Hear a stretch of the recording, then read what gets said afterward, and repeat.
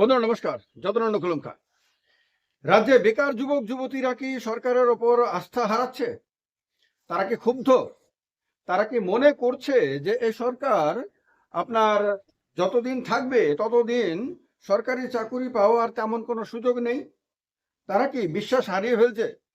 আমার একটি ভিডিওর পরিপ্রেক্ষিতে বেকার যুবক যুবতীরা যে কমেন্টগুলো করেছে তার মধ্যে বাছাই করা কয়েকটি কমেন্ট আমি এখানে আপনাদেরকে পড়ে শোনাবো, যাতে এগুলো শুনে মোটামুটি আপনারা ধারণা করতে পারেন এবং সরকারে যারা আছে তারাও ধারণা করতে পারে যে রাজ্যের বেকার যুবক যুবতীরা এই সরকার সম্বন্ধে কি বলছে।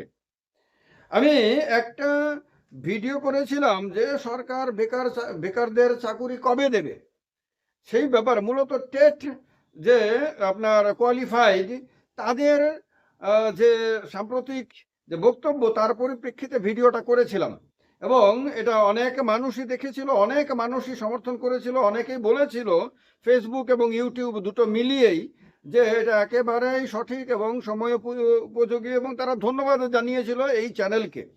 তারা বলেছিল যে তাদের মনের কথাগুলো, তাদের মানে অভাব অভিযোগের কথাগুলো, তাদের অধিকারের কথাগুলো তুলে ধরাতে তারা যথেষ্ট খুশি হয়েছে।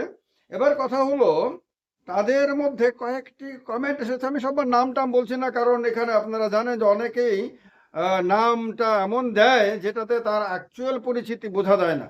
তো কমেন্ট কি করেছে সেটা বলে দিচ্ছি। একজন লিখেছে যে ত্রিপুরা সরকার শুধু নানা রকম ফেস্টিভ্যাল এর মধ্যে টাকা খরচ করে আর এদিকে বেকারদের কথা ভাবতে পারে না। এটা কিন্তু যথেষ্ট খেয়াল করার মতন বিষয়, কারণ মাঝে মাঝে সরকারি টাকা খরচ করে বিভিন্ন বাইরে থেকে আর্টিস্ট এনে বড় বড় প্রোগ্রাম করা হয়, যেগুলোতে প্রচুর ভিড়ও হয়, মানুষ আনন্দ উপভোগ করে, এতে কোনো সন্দেহ নাই। কিন্তু এগুলো করার জন্য টাকা রয়েছে আর বেকারদের চাকুরি দেওয়ার জন্য টাকা নাই, এটা অনেকে মনে করছে, ফলে এটা অত্যন্ত গুরুত্বপূর্ণ একটা কমেন্ট। একজন লিখেছে কিছুদিন পর পর ভ্যাকেন্সি রেডি হয়, সোশ্যাল মিডিয়াতে দেখতে পাই, কিন্তু নোটিফিকেশন এর আর দেখা পাই না। খেয়াল রাখতে হবে, তার মানে সরকারের কাজ এবং কথা দুটোর মধ্যে যে ফারাক সেটা তারা মনে করছে। একজন লিখেছে স্পেশাল এক্সিকিউটিভ 4 বছর অতিক্রান্ত এখনো ছাড়া হয়নি।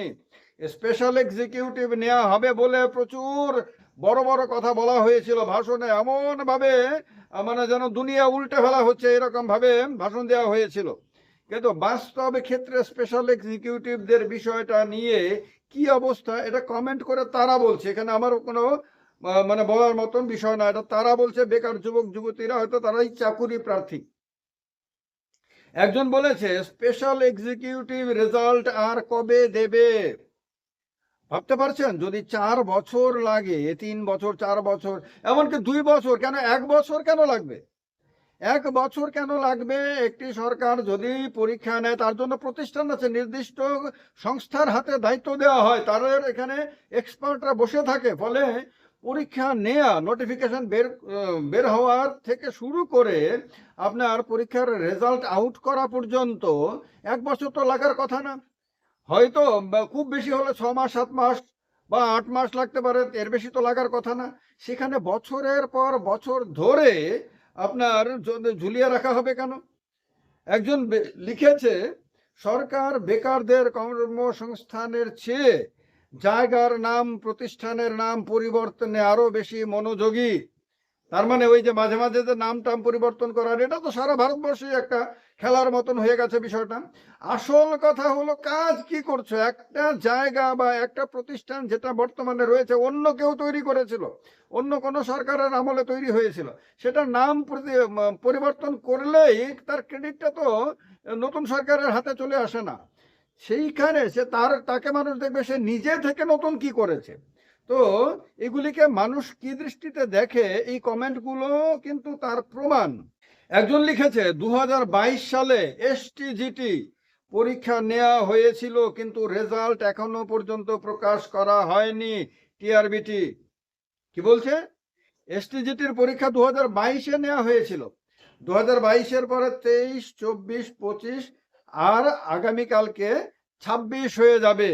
এখনো পর্যন্ত প্রকাশ করেনি, এটা তারা বলছে, যারা এই রাজ্যের বেকার যুবক যুবতী তারা বলছে।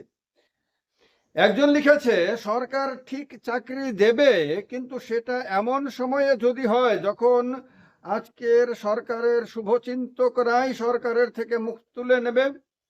অর্থাৎ বলতে মানে বোঝাতে চেয়েছে যে তুমি তোমার যে চালাকিগুলো, এই চালাকিগুলো হয়তো আর কাজ করবে না, কারণ তখন যারা তোমাকে ভোট দেয়, যারা তোমার জন্য পরিশ্রম করে, তারাই হয়তো তখন তোমার পেছন থেকে সরে যাবে। লিখেছে সে চাকরিটা ঠিক পাবে, তবে তার চোখে এত সুন্দর এত ভালো সরকারের চিত্রটা কেমন হবে বলুন তো? বড় প্রশ্ন। একজন লিখেছে, বিজেপি সরকার বেকারদের নিয়ে খেলা করছিল।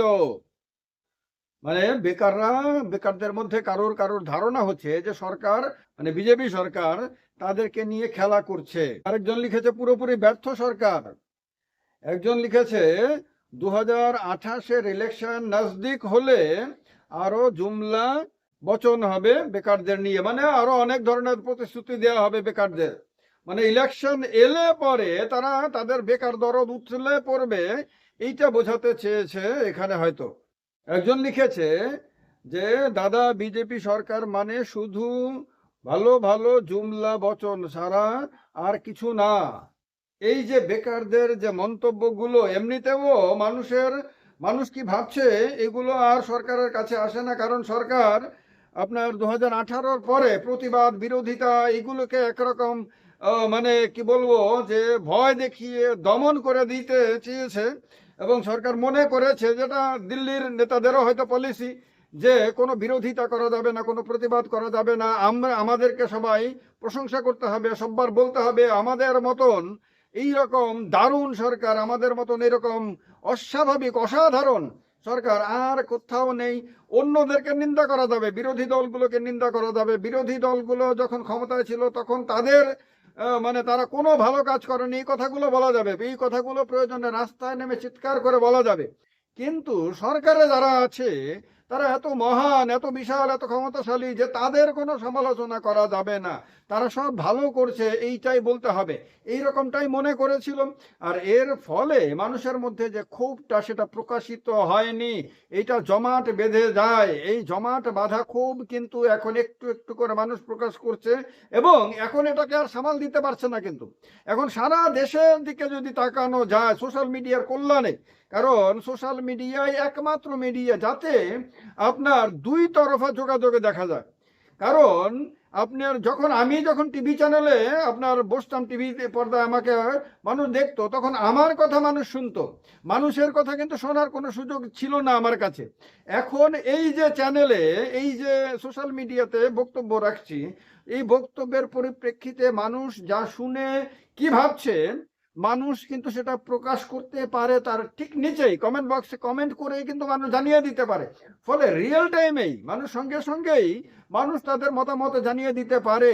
ফলে কি হয়েছে, সারা দেশেই মানুষ কি ভাবছে, বেকাররা কি ভাবছে, যুবক যুবতীরা কি ভাবছে, তাদের গার্জিয়ানরা কি ভাবছে, সাধারণ মানুষ কি ভাবছে, সেগুলি বোঝার জন্য এখন আর আপনার ধ্যান তপস্যা করতে হয় না। এখন শুধুমাত্র সোশ্যাল মিডিয়ায় মানুষের কমেন্টের দিকে নজর রাখলেই চলবে। আমাদের রাজ্যেও বিভিন্ন সোশ্যাল মিডিয়া প্ল্যাটফর্মের নিচে মানুষ যে কমেন্টগুলো করে, এই চ্যানেলের নিচে যে কমেন্টগুলো করে মানুষ, সেইগুলো ভালো করে পড়লে পরে পরিষ্কার বোঝা যায় যে মানুষ কিন্তু ওই যে এতদিন ধরে প্রতিবাদ করা যাবে না, বিরোধিতা করা যাবে না, শুধু প্রশংসা করতে হবে, এইগুলো যে মানুষের মধ্যে রিয়াকশন তৈরি করেছে, মানুষ যেগুলোকে পছন্দ করেনি, এবং এর ফলে যে ক্ষোভ তৈরি হয়েছে সেইগুলো এখন মানুষ প্রকাশ করতে শুরু করেছে। ফলে এটা একদম নিশ্চিত যে একবার যখন মানুষের ভয় দূর হয়ে যায়, একবার যখন মানুষ সিদ্ধান্ত নিয়ে ফেলে যে দেয়ালে পিঠ থেকে গেছে, সুতরাং এখন সামনের দিকে এগোতে হবে, বিরোধিতা করতে হবে, প্রতিবাদ করতে হবে, তখন তাকে কোনোভাবেই দমন করা যায় না। আর দমন করার মতন অবস্থানে তো এমনিতেও নেই। আমি তো সেই 2024-এর লোকসভা নির্বাচনের আগে থেকে বলে আসছি যে এনডিএ ক্ষমতায় আসবে, বিজেপি ক্ষমতায় আসতে পারবে না, একা ক্ষমতায় আসতে পারবে না, দল দুর্বল হয়ে যাবে, সংখ্যাগরিষ্ঠতা হারাবে, এবং সংখ্যাগরিষ্ঠতা হারালে পরে দলের মধ্যে যে উপদলীয় কোন্দল, দলের মধ্যে যে আভ্যন্তরীণ লড়াই, সেগুলি ব্যাপক আকার ধারণ করবে। এবং আজকে সারা ভারতবর্ষের দিকে যদি নজর দেন, তাহলে রাজ্যে রাজ্যে আপনার আভ্যন্তরীণ সংকট, আভ্যন্তরীণ কোন্দল আপনার গোষ্ঠীবাদী এগুলি ব্যাপকভাবে এখন প্রকাশ্যে চলে আসছে। বিভিন্ন জায়গাতে কোথাও কোথাও তো এমপিরা পর্যন্ত মিটিং এর মধ্যে একজন আরেকজনকে মানে জনের সঙ্গে সঙ্গে হাতাহাতি পর্যন্ত করার আপনার খবর চলে আসছে। তো এই সমস্ত কিছু এখন তো মানুষ দেখতে পাচ্ছে। তো সুতরাং এই যে অবস্থাটা, এটাকে ট্যাকেল করার মতন না দলীয় শক্তি আছে, না সার্বিকভাবে তাদের কাছে সেই বুদ্ধিমত্তা আছে।